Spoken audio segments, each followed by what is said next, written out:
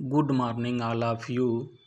मैं डॉक्टर योगेश यादव आज आप लोगों को मौलिक पादप प्रजनन fundamental of plant breeding new AG 3002 विषय के अंतर्गत वन लाइनर टाइप क्वेश्चंस जिनकी कुल संख्या 1 से लेकर 50 है के बारे में जानकारी प्रदान करूंगा। उससे पहले please like, subscribe and share my YouTube channel target with doctor Yogesh Yadav. Question number 1 पादप प्रजनन है। पादप प्रजनन कला और विज्ञान दोनों है। क्वेश्चन नंबर 2 पादप प्रजनन के क्षेत्र को कुल कितने भागों में बांटा गया है? पादप प्रजनन के क्षेत्र को कुल 3 भागों में विभाजित किया गया है। पहला है जर्म प्लाज्म अथवा पादप जीन संसाधन। दूसरा है प्रजनन विधियाँ। तीसरा है सी बीज उत्पादन विधियाँ। क्वेश्चन नंबर 3 पौधे की प्रजातियों में उपस्थित कुल विभिन्नता को उस फसल का कहते हैं। पौधे की प्रजातियों में उपस्थित कुल विभिन्नता को उस फसल का जर्म प्लाज्म कहा जाता है। क्वेश्चन नंबर 4 पादप प्रजनन का मुख्य उद्देश्य है।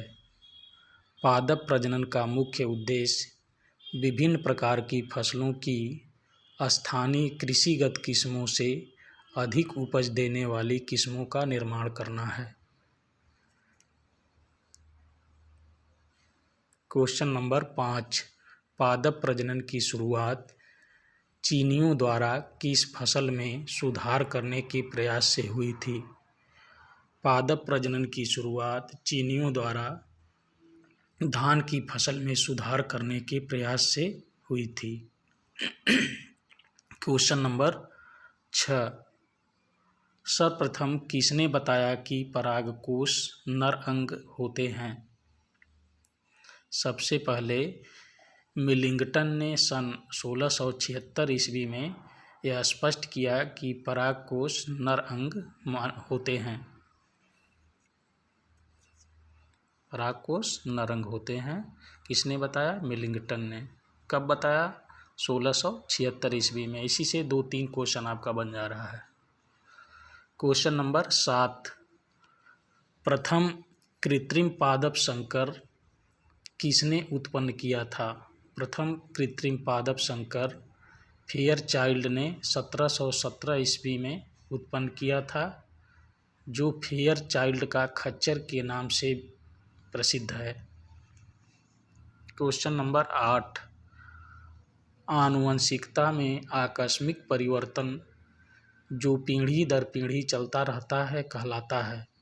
आनुवंशिकता में आकस्मिक परिवर्तन जो पीढ़ी दर पीढ़ी चलता रहता है उत्परिवर्तन कहलाता है।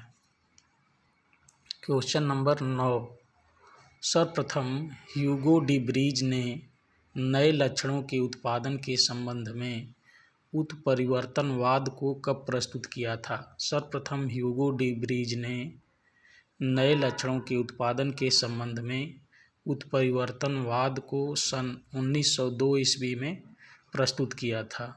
क्वेश्चन नंबर 10 किसने 28 तथा 42 गुणसूत्री गेहूं के विकास का बहुगुणिता के आधार पर वर्णन किया था? पर्सिवैल 1926 ने 28 तथा 42 गुणसूत्री गेहूं के विकास के बहुगुणिता के आधार पर वर्णित किया था। क्वेश्चन नंबर 11 अंतर्राष्ट्रीय गेहूं एवं मक्का प्रजनन केंद्र स्थित है। अंतर्राष्ट्रीय गेहूं एवं मक्का प्रजनन केंद्र मैक्सिको में स्थित है। Question number 12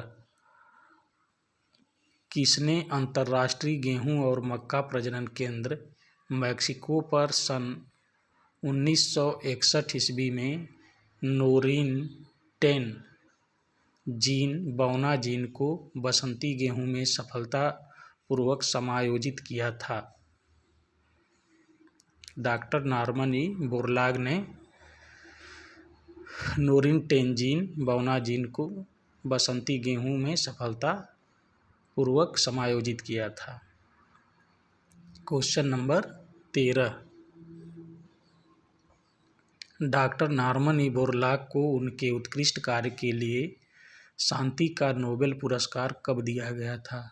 doctor Norman E Borlaug को उनके उत्कृष्ट कार्य के लिए सन 1970 ईस्वी में शांति का नोबेल पुरस्कार प्रदान किया गया था। Question number 14। भारत में फसल सुधार कार्य की शुरुआत के लिए किस अमेरिकी निवासी ने 200 पाउंड का दान दिया था? भारत में फसल सुधार कार्य की शुरुआत के लिए हेनरी फिलिप्स ने सन 1904 ईस्वी में 200 पाउंड होता है पाउंड का दान दिया था।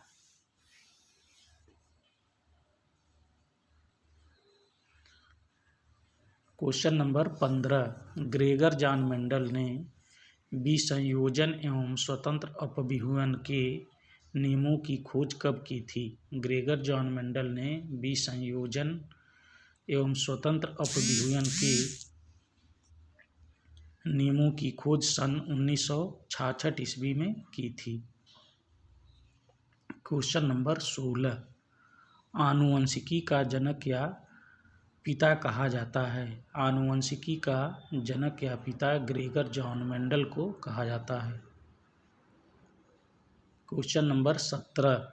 जनन कितने प्रकार का होता है? जनन 2 प्रकार के होते हैं। पहला अलैंगिक जनन, दूसरा लैंगिक जनन। Question number 18। अलैंगिक जनन का उदाहरण है। अलैंगिक जनन में पहला उदाहरण प्रकंद, अदरक, हल्दी आदि इसमें आते हैं। बी स्तंभकंद, इसमें केला, आलू और केला आता है। सी है बल्ब में प्याज और लहसुन आते हैं। डी है घनकंद में अरबी और बंदा आते हैं। Question number 19। एक ही पौधे से वानस्पतिक जनन द्वारा उत्पन्न पौधों के समूह को कहा जाता है? एक ही पौधे से वानस्पतिक जनन द्वारा उत्पन्न पौधों के समूह को कृंतक कहा जाता है। Question number 20। लैंगिक जनन के लिए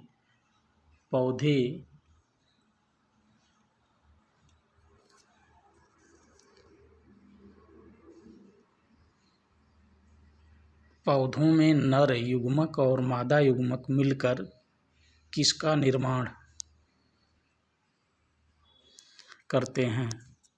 लैंगिक जनन के लिए पौधों में नर युग्मक और मादा युग्मक मिलकर युग्मकोश जाइगोट का निर्माण करते हैं। Question number 21। पुष्प के कितने भाग होते हैं? पुष्प के कुल 4 भाग होते हैं। बाह्य दल, पुंकेसर तथा स्त्री केसर। Question number 22। पुष्प में दलों के अंदर की ओर जनन के लिए आवश्यक अंग होते हैं। पुष्प में दलों के अंदर की ओर जनन के लिए आवश्यक अंग पुंकेसर और स्त्री केसर होता है।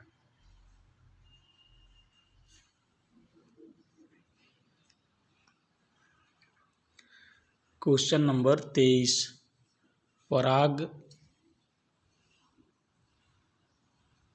परागाशय में परागकणों के निर्माण की क्रिया को कहते हैं।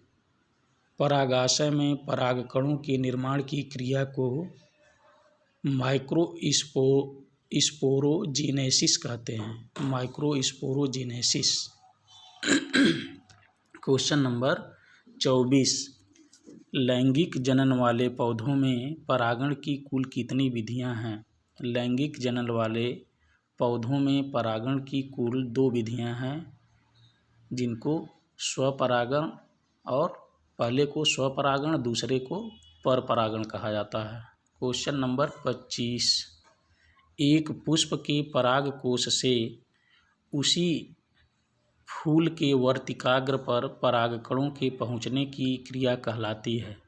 एक पुष्प के परागकोश से उसी फूल के वर्तिकाग्र पर परागकणों के पहुँचने की क्रिया स्वपरागण कहलाती है। क्वेश्चन नंबर 26, एक पुष्प के परागकोश से परागकण के दूसरे पौधे के पुष्प के वर्तिकाग्र पर पहुँचने की क्रिया को कहा जाता है। एक पुष्प के परागकोश से परागकण के दूसरे पौधे के पुष्प के वर्तिकाग्र पर पहुँचने की क्रिया को परपरागण कहा जाता है। क्वेश्चन नंबर 27, स्वपरागण वाली फसलों का उदाहरण है। स्वपरागण वाली फसलों का उदाहरण गेहूँ, रागी, जौ, धान, तंबाकू, भिंडी, बैगन, टमाटर, मटर, काजू, चना, खेसारी, मूंगफली, सोयाबीन, राजमा आदि हैं। क्वेश्चन नंबर 28, परपरागण वाली फसलों का उदाहरण है। परपरागण वाली फसलों का उदाहरण मक्का, राई, सूरजमुखी, बाजरा, मूली, गाजर, फूल गोभी, धनिया, खरबूजा, प्याज, पपीता, लहसुन, सेब, आम, केला आदि हैं। क्वेश्चन नंबर 29, बहुधा परपरागण वाली फसलों का उदाहरण है। बहुधा परपरागण वाली फसलों का उदाहरण कपास, जूट, अरहर, राई, ज्वार, पीली सरसों और ट्रिटिकेल आदि हैं। क्वेश्चन नंबर 30, विविधता कितने प्रकार की होती है। विविधता 2 प्रकार की होती है। पहली वातावरणीय विविधता, दूसरी आनुवंशिकीय विविधता होती है।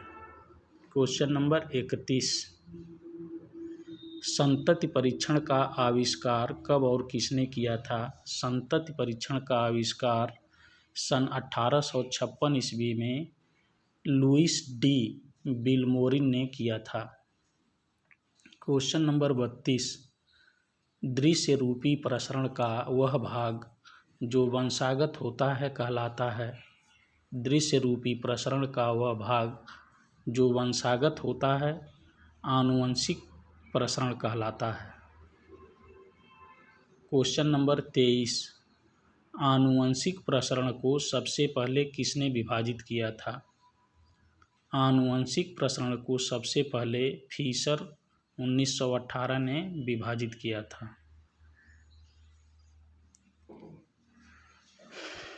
फिशर ने कितने भागों में विभाजित किया था। 3 भागों में। पहला है योगशील घटक, दूसरा है प्रभाविता घटक, तीसरा है अन्योन्यकरण या प्रबलता का घटक कहा जाता है इसको।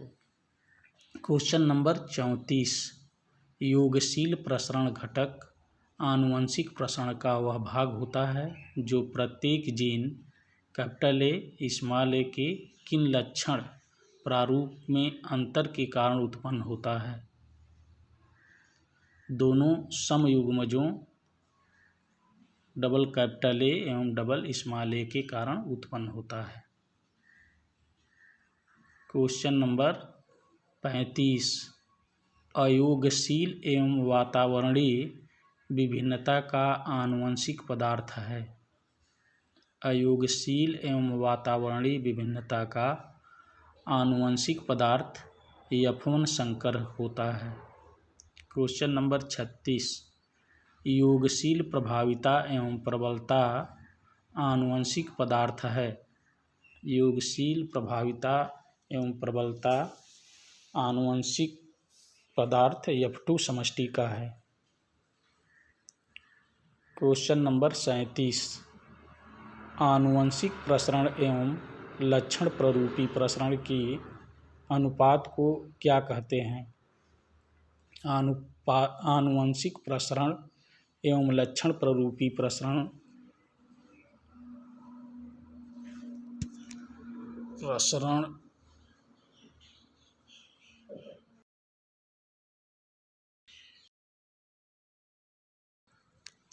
अनुपात को वंशागतित्व कहते हैं। क्वेश्चन नंबर 38, भारतवर्ष में पादप संगरोध नियम, विनाशकारी कीट तथा रोग कानून सर्वप्रथम कब लागू किए गए? भारत में पादप संगरोध नियम, विनाशकारी कीट तथा रोग कानून सर्वप्रथम सन 1914 ईस्वी में लागू किए गए थे। क्वेश्चन नंबर 39, पादप आनुवंशिक संसाधन राष्ट्रीय ब्यूरो का मुख्यालय स्थित है। पादप आनुवंशिक संसाधन राष्ट्रीय ब्यूरो का मुख्यालय नई दिल्ली में स्थित है। क्वेश्चन नंबर 40, NBPGR का पूरा नाम है। NBPGR का पूरा नाम national bureau of plant genetic resources NBPGR है, जिसको हिंदी में पादप आनुवंशिक संसाधन राष्ट्रीय ब्यूरो कहा जाता है।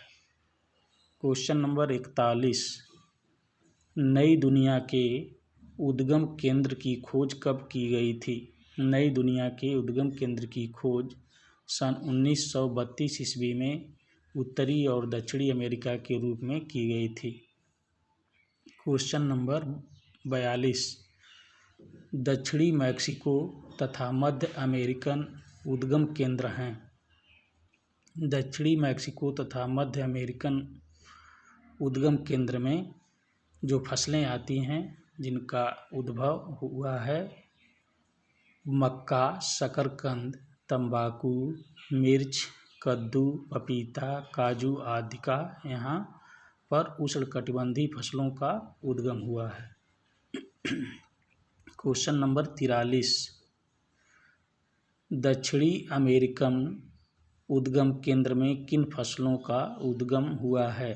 दक्षिणी अमेरिकन उद्गम केंद्र में आलू, टमाटर, मिश्री, कपास तथा कुनैन आदि फसलों का उद्गम हुआ है। क्वेश्चन नंबर 44, चिली केंद्र में किस फसल का उद्गम हुआ है? चिली केंद्र में आलू की फसल का उद्गम हुआ है। क्वेश्चन नंबर 45, ब्राज़ील केंद्र में किस फसल का उद्गम हुआ है? ब्राज़ील केंद्र में मूंगफली, रबड़, अनानास आदि फसलों का उद्गम हुआ है। क्वेश्चन नंबर 46, केंद्रीय धान अनुसंधान संस्थान स्थित है। केंद्रीय धान अनुसंधान संस्थान कटक, भारत में स्थित है। क्वेश्चन नंबर 47, भारतीय दलहन अनुसंधान संस्थान स्थित है। भारतीय दलहन अनुसंधान संस्थान कानपुर में स्थित है, जिसको IIPR कहते हैं। क्वेश्चन नंबर 48, भारतीय सब्जी अनुसंधान संस्थान स्थित है। भारतीय सब्जी अनुसंधान संस्थान वाराणसी में स्थित है। क्वेश्चन नंबर 49, विभिन्न लक्षणों वाले किन्हीं दो व्यक्तियों, पौधों अथवा जानवरों के आपस में संयोग करने को कहते हैं? संकरण कहते हैं। विभिन्न लक्षणों वाले किन्हीं दो व्यक्तियों, पौधों अथवा जानवरों के आपस में संयोग करने को संकरण कहा जाता है। क्वेश्चन नंबर 50 लास्ट क्वेश्चन है, पौधों में लिंगता का पता सर्वप्रथम किसने लगाया था? पौधों में लिंगता का पता सर्वप्रथम कैमेरेरियस ने 1694 ईस्वी में लगाया था। Thanks all of you.